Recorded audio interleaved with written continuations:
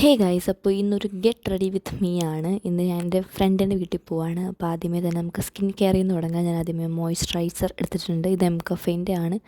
ഞാനിപ്പോൾ റീസെൻ്റ്ലി ഉപയോഗിച്ചുകൊണ്ടിരിക്കുന്നത് ഈ ഒരു പ്രൊഡക്റ്റാണ്. അത്യാവശ്യം നല്ല മോയ്സ്ചറൈസിങ് ആണ്. എൻ്റെ സ്കിന്ന് കുറച്ച് ഓയിലി ടു നോർമലാണ്. അതിന് സ്യൂട്ടാവുന്ന ഒരു അടിപൊളി മോയ്സ്ചറൈസർ തന്നെയാണിത്. അടുത്തതായിട്ട് ഒട്ടും സ്കിപ്പ് ചെയ്യാൻ പാടില്ലാത്തൊരു സ്റ്റെപ്പാണ് സൺസ്ക്രീൻ എന്ന് പറയുന്നത്.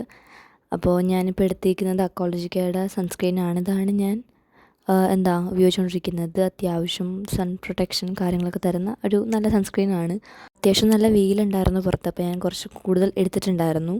സ്കിൻ കെയറും കാര്യങ്ങളൊക്കെ കഴിഞ്ഞിട്ട് നമുക്കിനി മേക്കപ്പിലേക്ക് കിടക്കാം. അപ്പോൾ ആദ്യമേ തന്നെ ലാക്മേയുടെ മൂസ് ഫൗണ്ടേഷനാണ് ഞാൻ യൂസ് ചെയ്യുന്നത്. ഈ ഒരു പ്രൊഡക്റ്റാണ് ഞാൻ മേക്കപ്പ് ചെയ്യുമ്പോൾ മെയിനായിട്ട് ഉപയോഗിക്കുന്നത്. ഇതും പൗഡറും, അല്ലാണ്ട് ഞാൻ വേറെ വലിയ കാര്യമായിട്ട് ചെയ്യാറില്ല, കാരണം എനിക്ക് അറിയത്തില്ല.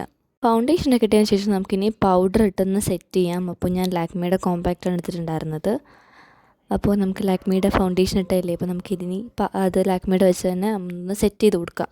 ഞാൻ വലുതായിട്ടൊന്നും ഇട്ടിട്ടില്ല, ജസ്റ്റ് ലൈറ്റായിട്ടൊന്ന് സെറ്റ് ചെയ്യുന്നേ ഉള്ളൂ, കാരണം എൻ്റെ ഫേസ് ഓൾറെഡി ഓയിലിയാണ്. അപ്പോൾ പൗഡർ ഇട്ടൊന്ന് സെറ്റ് ചെയ്യില്ലെങ്കിൽ ശരിയാവില്ല.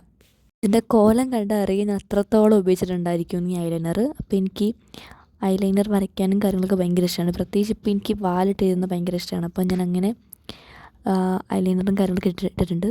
ഞാൻ ഇത്ര ശ്രദ്ധയോടെ ചെയ്യുന്ന വേറൊരു പരിപാടിയില്ല കേട്ടോ. ഭയങ്കര ഇഷ്ടമാണ് എനിക്ക് ഐലൈനറൊക്കെ വരച്ചിങ്ങനെ എഴുതുന്നത്. ഈ മേബ്ലിൻ്റെ ഐലൈനറാണ് ഇപ്പോൾ എൻ്റെ ഫേവറേറ്റ് ആയിട്ടുള്ളത്. ഞാൻ ഏറ്റവും കൂടുതൽ ഇപ്പോൾ ഉപയോഗിച്ചുകൊണ്ടിരിക്കുന്ന ഒരു ഐലൈനർ ഇതാണ്. നല്ല അടിപൊളിയാണ്, ഉപയോഗിക്കാൻ ഭയങ്കര എളുപ്പമാണ്. ഒട്ടും സ്കിപ്പ് ചെയ്യാൻ പാടില്ലാത്ത ഒരു സ്റ്റെപ്പിലേക്കാണ് നമ്മളിന്ന് പോകുന്നത്. ഐബ്രോ ഫില്ല് ചെയ്യൽ. ഇതിൻ്റെ അടപ്പ് എവിടെ പോയെന്ന് എനിക്കറിയാൻ പാടില്ല, എവിടെയോ പോയിട്ടുണ്ടായിരുന്നു. പിന്നെ ആദ്യമേ ഐബ്രോ ഫില്ല് ചെയ്യുമ്പോഴേക്കും ഞാൻ ജസ്റ്റ് ഇങ്ങനെ ഒന്ന് അത് കോമ്പ് ചെയ്ത് കൊടുത്തതിന് ശേഷമാണ് ഉള്ളിൽ ഫില്ല് ചെയ്യുന്നത്. എനിക്ക് അവിടെ ഒരു പാടുണ്ട്, അപ്പോൾ അത് മര്യാദയ്ക്കൊക്കെ ചെയ്താലേ ഇരിക്കുള്ളൂ.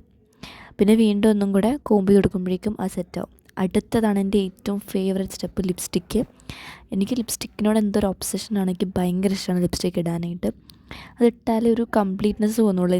എവിടെ പോയാലും ലിപ്സ്റ്റിക്ക് മാത്രം ഇട്ട് പോയാൽ തന്നെ ഒരു കോൺഫിഡൻസ് കിട്ടും. അപ്പോൾ ഇതിപ്പോൾ എൻ്റെ ഒരു റീസെൻറ്റ് ഫേവറേറ്റ് ഷെയ്ഡാണ്. എനിക്ക് ഭയങ്കര ഇഷ്ടമാണ് ഈ ഒരു ഷെയ്ഡ്. അപ്പം അതൊക്കെ ഇട്ട് റെഡിയായിട്ടുണ്ടായിരുന്നു. ആദ്യമേ ഞാൻ ഈ സൈഡിൽ പറ്റിയ ലിപ്സ്റ്റിക്ക് ഞാൻ കണ്ടിട്ടുണ്ടായിരുന്നില്ല. പിന്നെ കണ്ണാടി നോക്കിയപ്പോഴാണ് കണ്ടത് സൈഡിലുണ്ടായിരുന്നത്. പിന്നെ അതൊക്കെ എടുത്ത് മാറ്റിയിട്ടുണ്ടായിരുന്നു. പിന്നെ ഹെയർ എൻ്റെ നാച്ചുറലി ഇങ്ങനെ കേൾസ് ഉള്ള മുടിയാണ്, പക്ഷേ നനഞ്ഞിരിക്കുമ്പോഴേ ഇതിരിക്കുകയുള്ളൂ. അല്ലെങ്കിൽ നനവ് മാറിക്കഴിയുമ്പോഴേക്കും ആ കേൾസ് മാറിയിട്ട് അത് വേവിയാവും. അപ്പോൾ നനഞ്ഞിരിക്കുന്ന ടൈമിൽ നമുക്ക് വേണമെങ്കിൽ കേൾസ് വെച്ചിട്ട് ഇങ്ങനെ ഫോട്ടോയും കാര്യങ്ങളൊക്കെ എടുക്കാം. പിന്നെ ഞാൻ കണ്ണാടി വെച്ചിട്ട് പോയാലോ എന്ന് ആലോചിച്ചിട്ടുണ്ടായിരുന്നു. കണ്ണാടി ഇങ്ങനെ വെച്ചിട്ട് എനിക്ക് ഒട്ടും ഇഷ്ടപ്പെട്ടില്ല. പിന്നെ കണ്ണാടി അത് മാറ്റിയിട്ട് നമുക്ക് ഒരു കാര്യം ചെയ്യാം, മേളിൽ വെക്കാമെന്ന് വിചാരിച്ചു.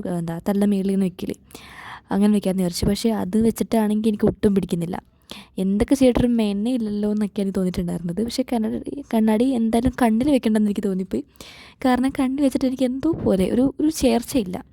ലാസ്റ്റ് അതൊക്കെ മാറ്റിയിട്ടുണ്ടായിരുന്നു. അപ്പോൾ ഏതായാലും അതിലുള്ള video. Thanks for watching. Bye bye.